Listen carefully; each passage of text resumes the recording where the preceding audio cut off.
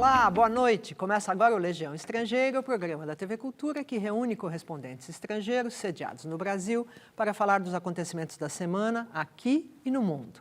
Comigo a Legião Estrangeira de hoje. Verônica Goizueta, peruana, que trabalha no Brasil para o jornal ABC, espanhol.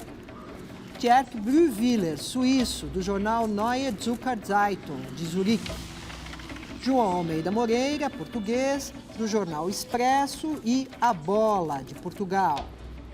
Samantha Pearson, inglesa, do jornal Financial Times. Olá, obrigada por terem vindo à Legião. Senhores, na sexta-feira saiu o valor do PIB. O IBGE divulgou que o Brasil cresceu em 2012 0,9%. Samantha, o seu jornal, Financial Times, noticiou isso? Como noticiou? Claro que sim. A gente falou que foi mais um PIBinho, como a gente fala, e a gente falou bastante sobre o fato que é falta de investimento, que a gente viu a mesma coisa, que consumo segue muito forte, mas o problema é com o investimento, com a indústria. E tem várias explicações por isso. Sim. Primeiro, você pode jogar a culpa nos outros, falar que é crise global, Sim. mas não faz muito sentido, já que os Estados Unidos cresceu 2,2% no ano passado. Também se pode falar do custo do Brasil, os problemas aqui com impostos, com as leis trabalhistas, assim, que são meio complicadas. Mas também a gente está falando, talvez, tem a ver com esses controles de capital que a gente viu aqui no Brasil durante esses 3 anos. Sim. Que tem o efeito de frear o capital que vem para o Brasil, que também é feito confiança do investidor de fora. Tá bom. A gente volta a isso já já. E vocês, noticiaram também esse assunto? Não, no meu caso, meu jornal não faz uma cobertura econômica, mas a gente acompanha, assim. Tinha uma expectativa já há um tempo que o PIB brasileiro estava baixando, né? No começo do ano tinha uma expectativa de crescimento alto, mas o país enfrentou uma série de problemas como, por exemplo, o baixo desempenho agrícola, né? Agropecuário, onde o Brasil normalmente é muito forte, né? E isso puxou também os números para baixo. O IBGE mostra que tanto a indústria quanto a agropecuária retroagiram ano passado. E tem a questão do investimento mesmo, que a Samantha mencionou, né? Que está tendo muita cautela, o investimento está muito baixo no Brasil ainda, né? Então, e de fato é intrigante, né? Você diz que tem uma hipótese agora de que que o controle de capitais que o governo fez nos últimos 3 anos afugentou o dinheiro internacional.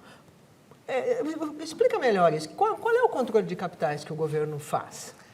Então a gente fez uma conta que durante os últimos 3 anos teve pelo menos 12 medidas de controle de capital. 12? 12.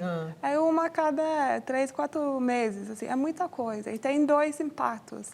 Primeiro é que freia o capital, tem menos dinheiro entrando no país, quer dizer que menos oferta de crédito, mas também tem um outro efeito que é mais perigoso, que afeta bastante a confiança do investidor fora. Parece que o investidor não é bem-vindo no Brasil. Sim. Que o governo se mostra bastante hostil contra o investidor, e o investidor não tem que investir no Brasil. Pode investir no Peru, pode investir na Argentina, pode investir em qualquer outro país.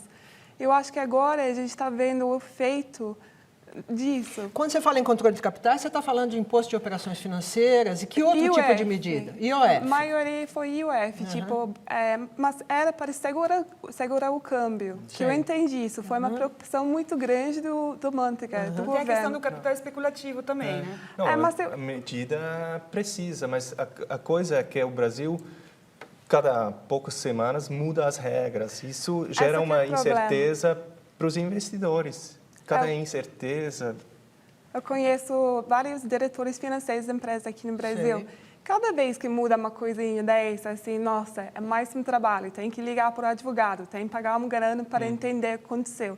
Tem que mudar a estrutura da empresa. Assim, cada 3 meses é muito difícil trabalhar nessas condições. O custo de transação, como se diz, fica maior, não é? Mas também tem essa ideia de que é incerteza, você não sabe o que o governo vai fazer. será que vai introduzir nova medida?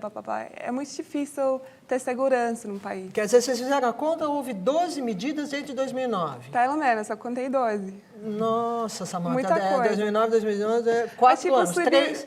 Subiu o IOF na bolsa, subiu o IOF na renda fixa, subiu de novo. Sim. A bolsa tipo de sofreu coisa. também esses últimos anos, né? Sofreu. Depois de desempenhos E altíssimos. daí o governo quer atrair investidor, isso não faz sentido, porque fez tudo para frear esse dinheiro. E também tem essa confusão entre especulador e investidor, qual que é a diferença? Pois é. Mas você precisa desse dinheiro de especulador, por causa traz dinheiro, assim, tem mais dinheiro no sistema, ajuda com crédito, ajuda. E o Brasil não tem poupança, né? A poupança é super Isso baixa, outro lado desse 14% do problema, PIB, Tem né? pouco dinheiro aqui no Brasil, então tem que ser investido dos estrangeiros. E como é que está repercutindo nos jornais econômicos o roadshow que o Brasil está fazendo em busca de 235 bilhões de investimento, não é isso? Portos, aeroportos.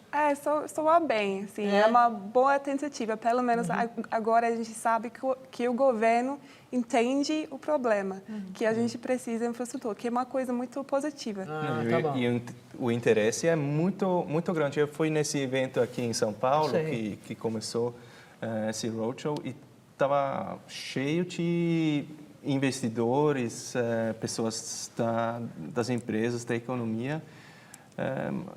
Acho que tem um interesse, porque... Só que você vai ter que mostrar para eles que eles podem ganhar com isso também, que vai ter lucro. O investidor quer ganhar, né? Que isso que é o problema. Então, até ontem,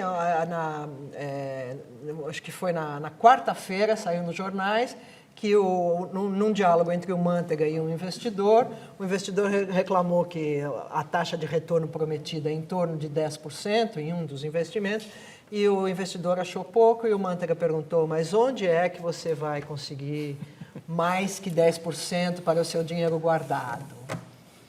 Mas esse é um problema da taxa de retorno também, porque foi um problema aqui dentro, né? Mas dá para perceber que há um tempo já o governo tem revisto essas coisas nas concessões de infraestrutura, de portos, enfim. O governo percebeu isso, né? Então, isso cria uma expectativa melhor para esse ano, né? Um pouco melhor. E, Verônica, quanto mesmo cresceu o Peru? 6% ao ano nos últimos 10 anos. E o investimento em relação ao PIB... muito aberta, né? E o investimento em relação ao PIB? Não lembro agora. A gente já falou até esse dado, mas esqueci agora. É mais de 20%, né? E o Brasil continua em 18%, Isso. que é sempre considerado baixo. É bem mais de 20%, eu esqueci o número exato agora, mas é bem Eu mais acho de que é 20%. 25%. 26, 27. É? Na América Latina. Toda? Então, China bem mais. Então, o que será? Qual é a diferença entre o Brasil Tem e a uma América questão Latina, de abertura gente? mesmo, né? É da questão comercial também, por exemplo. O Peru é um país que tem feito acordos comerciais com praticamente o mundo inteiro. Bilaterais, né? E acordos de livre comércio. O Brasil tem sido muito mais contido nessas decisões, né? E isso tem efeitos também. A Suíça vende 3 vezes mais relógios para México, que é um mercado muito menor que o Brasil, do que no Brasil. Um por país causa do nosso imposto tem de muitos importação. ricos. Tem muitos ricos. E as pessoas, às vezes, morrem por causa de relógios, como nessa semana que passou. É verdade, não é engraçado. Um relógio Patek Philippe, avaliado em R$177 mil, segundo o Estadão, causou a morte de um empresário imobiliário. E Portugal, cresceu ou não cresceu? Temos mesmo de falar de Portugal. Desceu 3,2% o PIB e foi a segunda maior descida desde que há dados, desde 1975, que foi o ano seguinte à Revolução, portanto era um ano caótico. Quer dizer que isso aqui que nós estamos chamando aqui de pibinho, Portugal teria talvez A gente chama de pibão, né? Ficaria muito feliz. E não só o PIB brasileiro, mas a taxa de desemprego baixíssima do Brasil comparada com a portuguesa, que está em 16%. Tudo isso é visto, a economia brasileira é vista como um paraíso para os portugueses. O Brasil está com dados bons, né? Eu acho que o Guido Mantega juros baixos. é o único país onde tem popularidade é em Portugal, né? Porque a gente vê as contas brasileiras e fica com inveja.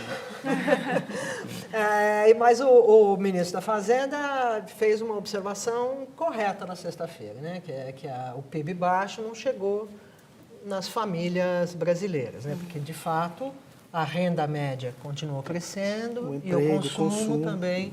O desemprego é baixo. O desemprego é baixo, especialmente por causa, talvez, do setor de serviços, que foi o único que cresceu. Mas nessa semana que passou, eu conversei com um professor da Faculdade de Economia e Administração da USP, o professor José Pastore, e ele apontou um outro aspecto no baixo desemprego brasileiro, que é o fato de que, nesse momento, tem menos gente entrando no mercado de trabalho por uma questão demográfica mesmo, chamado bônus demográfico.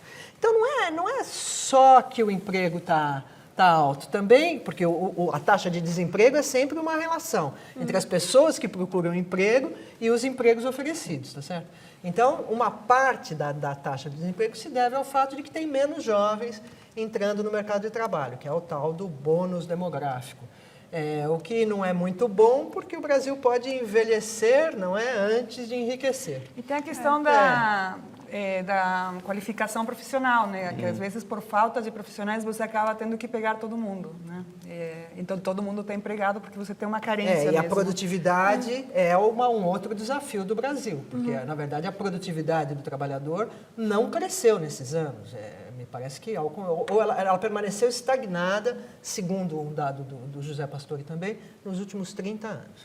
Bom, mas tudo isso vai ter sua, vamos dizer, sua prova de fogo nas eleições do ano que vem, presidenciais que já começaram, né? Na semana passada a gente já falou disso aqui e nessa semana que passou também teve grande movimentação das partes.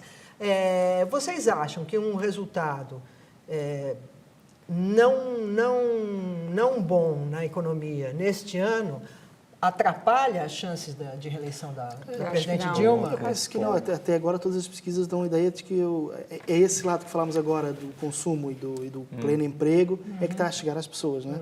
Isso do problemas com o PIBinho, só meia dúzia de economistas é que se preocupam.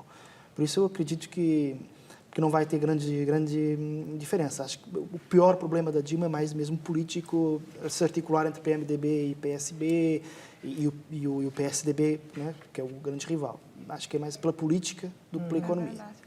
O consumo é a coisa mais importante. Por isso que o governo faz tudo para sustentar o consumo, porque ele sabe que é isso que é importante para as pessoas que votam. É nisso que está baseada a popularidade da presidente, né? Em ações que atingiram diretamente a população, como o enfrentamento dos bancos e uma série de ações que foram feitas atingindo o eleitor. A própria questão da redução do preço da energia. Sim, outra medida que, importante. E que queria também ajudar a indústria, né? Ainda não ajudou, não é? Mas vai acabar, são coisas que demoram a ser vistas, né? Acho que logo a gente vai ver resultados disso. Mas a mesma coisa como mexer nas regras, de novo, assim, ele sempre coloca o consumidor brasileiro em primeiro lugar, o investidor em segundo lugar. Tudo bem, só que o investidor vai investir em outro país. É a mesma coisa. No Peru, por exemplo. No Peru. 25% de investimento em relação ao PIB, 6% de crescimento, inflação. Quase nada também, é baixíssima. Impressionante, né? Sim. Realmente o Brasil é hoje o ponto fora da curva na América Latina, não é isso? Nesse sentido... A Argentina também não A Argentina não está bem, né? A Argentina está tentando fazer a experiência de controlar preços. Essa é uma experiência totalmente difícil. fora. Tá bom. Legião Estrangeira volta já.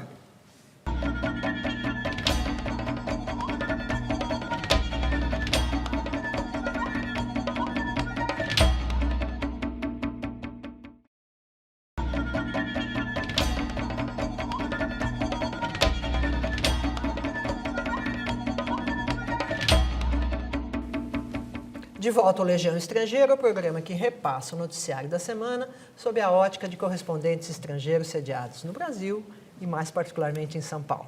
Senhores, uma coisa que a gente esqueceu de falar no bloco anterior é que na terça-feira o Congresso já anunciou, está na pauta, que vai apreciar o veto da presidente Dilma à lei dos royalties. O veto quis evitar que o combinado com os estados produtores, Rio de Janeiro e Espírito Santo, não fosse mudado. E aí, o que vocês acham? É um custo político alto? Tudo indica que uma vez que só tem 2 estados produtores. Vão Tá certo? perder. Que eles vão perder, tá certo? Quer dizer, os deputados e senadores, os deputados vão, a maioria é dos outros estados. Sim. A apreciação, uma eventual queda do veto, custa para a presidente da República ou não tem importância? Não, acho que é importante ter é a mesma coisa, né? Dessa incerteza. Sim. Precisa uma regra existente para continuar com os leilões e tudo isso. Precisa uma situação fixa e... Eu acho que tem uma coisa importante. A Dilma, com esse veto, ela conseguiu manter a presidenta ela tem uma popularidade grande. Aliás, o PT tem uma popularidade grande no Rio, né? Então, com o veto, ela conseguiu mostrar para o Rio de Janeiro que o governo tem interesse no pedido deles. Então, acho que o veto, a decisão no Congresso não vai afetar. Ou seja, ela já mostrou, teve o ganho trouxe político para ela que poderia ter. Sim. Pode criar um impasse, um problema, porque eu lembro que o governador do Rio disse que a Copa do Mundo do Maracanã e as Olimpíadas estariam em risco sem esse dinheiro, que é uma coisa que eu acho um pouco... Pois é, mas isso mudou, né? Eu acho que ele estava fazendo uma espécie de uma ameaça. Porque nessa semana também o ex-presidente Lula esteve no Maracanã e agora parece não haver nenhuma dúvida de que o Maracanã estará pronto, no prazo, etc. Eu acho interessante que pelo atraso das obras, que são muitas, nunca se falou que podia estar alguma coisa em risco. Por haver petróleo, parece que as coisas estão em risco, né? Eu às vezes penso, ainda bem que Portugal não tem petróleo, porque parece que dá mais problemas do que alegria. Também, se o veto for cancelado, vai dar um monte de problema porque não respeita o contrato existente. Que isso é o problema, na verdade. Porque vai ter um monte de briga no Tribunal Supremo. Os 2 governadores, tanto o do Espírito Santo quanto o do Rio de Janeiro, já disseram que vão entrar imediatamente com ação direta de inconstitucionalidade contra a lei, justamente por causa dos contratos perfeitos. Bom, mas imagine, isso é fácil perto da Itália, não é? A situação da presidente Dilma é muito fácil. Muito confortável. muito melhor do que o mandatário da Itália, o derrotado Mário Monti, nas eleições de domingo retrasado, né? Quer dizer, no domingo passado, contando o Monti contando e a hoje. Merkel, né? Acho que é uma derrota para a Merkel. Também. Como é que vocês olham, como é que vocês acham que a imprensa olha para o que aconteceu na Itália, para essa situação de aparentemente ser impossível formar um governo? O The Economist coloca na capa 2 palhaços, né? O Berlusconi Grillo e o Berlusconi. Sim. Aí fala, entrem os palhaços, essa é a chamada, e os dois... Então, aparentemente, pela imprensa, há uma preocupação muito grande que a situação na Itália complique ainda mais a situação europeia. Bom, né? no dia, na semana passada, na segunda-feira depois da eleição, os mercados caíram, teve toda aquela... O momento é péssimo para acontecer isso, mas para a Itália é normal. Isso é verdade. Olha os anos passados. Acho que tem 63 governos em 78 anos. E sempre tinha essa confusão. Depois, a seguir às eleições, há sempre uma tempestade enorme na imprensa, inclusive quando foi as eleições gregas também, que ganhou um partido de extrema esquerda. Também se pensou que agora o euro vai terminar e as coisas vão se resolver com o tempo. Eu não sei como, não tenho solução. Já os italianos falam numa terceira república, né? Mas é mais perigoso com a Itália, porque a Itália é a terceira economia da zona do euro. Não, mas eles vão achar um caminho, com certeza. Como sempre acharam. Mas mostra também um protesto dos eleitores, né? Que você tem que... É uma coisa séria, né? Mas o protesto está só nos votos, vocês acham? O protesto está nos votos para o Movimento 5 Estrelas, do Beppe Grillo, ou está também no voto ao Berlusconi, também no voto ao partido de esquerda? São tipos diferentes de protesto, não é? Mas eu acho que o protesto mais evidente é o dos 5 Stelle, do Beppe Grillo, porque... É uma coisa que se sente. Em Portugal não há nenhum palhaço tentando concorrer. Stand-up comedy. Literal palhaço. Diferente do Tiririca. Tentando concorrer. Mas eu sente-se que nas próximas eleições ninguém se sente motivado em votar no partido que lá está, que é o partido da austeridade, mas também não se sente motivado em votar no partido da gastança anterior. E por isso aparecem estas terceiras vias. Parece que é uma espécie de nós, povo, contra eles, políticos, sejam eles de esquerda, de direita, de centro, do que for. E isso pode criar realmente um impasse. Na Itália também está acontecendo a sucessão do Papa, né? Que amanhã vão começar as reuniões com a sé vacante para definir a data do conclave, numa tentativa, inclusive, de trazer para mais perto. No noticiário de quinta-feira, uma das coisas que se viu foi a Guarda Suíça fechar as portas do Vaticano depois que o Papa saiu, não é isso? Vai abrir também. Vai abrir? Abre e fecha. E aí, a Guarda Suíça está lá, nós ficamos sabendo nessas semanas, desde 1506. O que a Suíça tem a ver com a Guarda Suíça? Não sei como começou tudo Sei. isso, mas tem essa tradição, né? Eles ainda têm essa uniforme dessa época e sempre foi responsável pela segurança do Vaticano e do Papa, pessoalmente. Né? Agora, quem são como é que são recrutadas essas pessoas? Quem são eles? São militares altamente especializados, né? Não parece, né? Porque eles mesmo têm vestidos daquele jeito? Mas atrás disso tem um serviço de segurança muito especializado, antiterrorismo, armas altamente armado.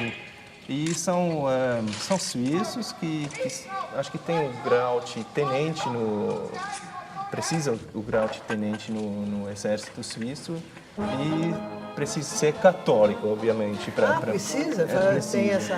Eles vêm de uma região da Suíça, a maioria deles, ultracatólico, no centro da Suíça.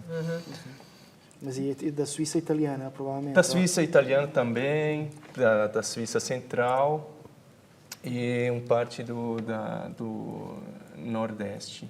E eles têm que ter uma altura determinada? Tem requisitos assim físicos? Não sei, mas a seleção sim, né?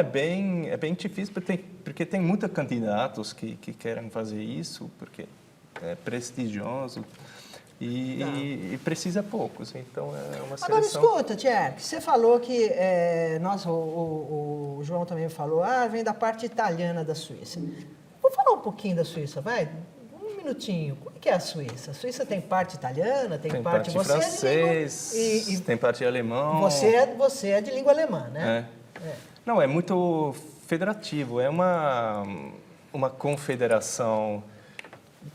Que se evoluiu em muitos anos, né? Começou em 1300 e não sei quando, com essa região central e foi um grupo de regiões para se defender contra os austríacos e os outros grandes poderes na Europa. Foram bem-sucedidos, né? E cresceu, e agora é a Suíça, e é muito heterogênea também em relação às línguas. Heterogênea em relação às línguas, mas... as mentalidades. Mas não em relação à renda per capita, né? Não. A renda per capita, quer dizer, é um país rico, também diferenças economicamente, né? Zurique é muito mais rico do que o partido italiano, tem mais desemprego lá e lá. Mas é muito heterogêneo e muito... sempre tem que procurar um consenso. Tá bom, entre as partes. É muito democrático por isso também, né? Bom, o Brasil deve ter aparecido no fronte internacional também nessa semana, porque houve vários jogos da Libertadores, não é isso? E o Brasil sempre aparece na parte de esportes. É um dos assuntos que mais saem do Brasil mesmo, futebol. Agora, como é que apareceu no noticiário o assunto da punição do Conmebol ao Corinthians? Apareceu é considerado uma punição mais ou menos adequada, ou seja... Aconteceu uma morte terrível e o Corinthians vai poder jogar sem, provavelmente, a sua maior estrela, que é a torcida, né? Que é conhecida a torcida por ser o melhor jogador do Corinthians. Agora, o que falta, na minha opinião, punir é também o clube boliviano, porque o clube boliviano, o San José, era o organizador do jogo. É a mesma coisa, sem querer comparar coisas que são demasiado terríveis para serem comparadas, mas é a mesma coisa que na tragédia de Santa Maria não se punir os responsáveis da Kiss, não é? Sim. Quem organizou aquele jogo foi o San José. E quem organiza por cima do San José aquele jogo é a Conmebol, que é muito célere a punir, mas é muito pouco célere, já vamos em 5 décadas de Libertadores, em criar condições para que estas coisas não aconteçam. Cada jogo de Libertadores é um barril de pólvora. Pode entrar tudo o que for lá para dentro. Eu lembro que ainda há 2 anos a equipa do Fluminense ficou dentro do relvado, na Argentina, porque podia ser invadido o campo e, sei lá, fazer uma tragédia com os jogadores do Fluminense. Isto é constante. A Conmebol foi célere a decidir, acho que decidiu de forma adequada e firme. Célere, você fala, né? Célere.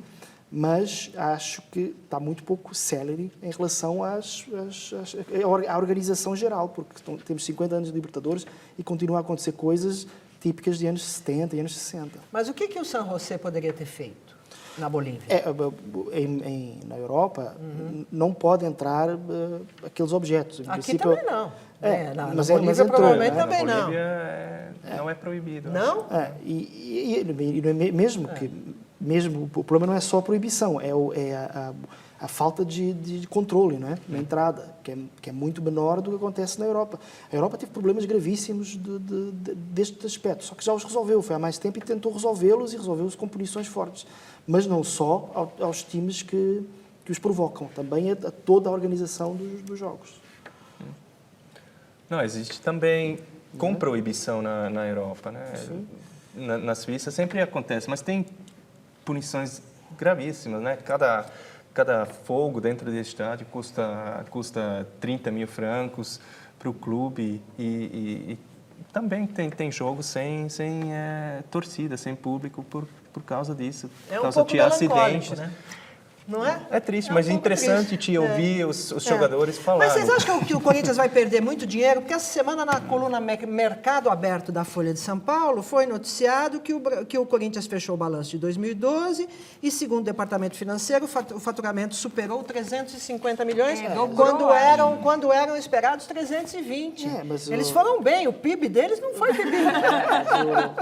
O Corinthians teve o melhor ano da sua história a nível esportivo e é natural que haja esse reflexo a nível financeiro. Só que eu li, sem muito rigor, eu penso que vai perder 3 milhões de reais com essa punição, né? Cada jogo, né? Mas a gestão do Corinthians vem sendo bem elogiada faz um tempo, né? Com essa coisa do Ronaldo, teve várias coisas que melhoraram. Legião Estrangeira fica por aqui. Até a semana que vem. No Metrópolis vai ser discutida a tortura. É correto ou não torturar? Existe alguma situação em que a tortura é possível? Tchau, até a semana que vem. Ladies and gentlemen,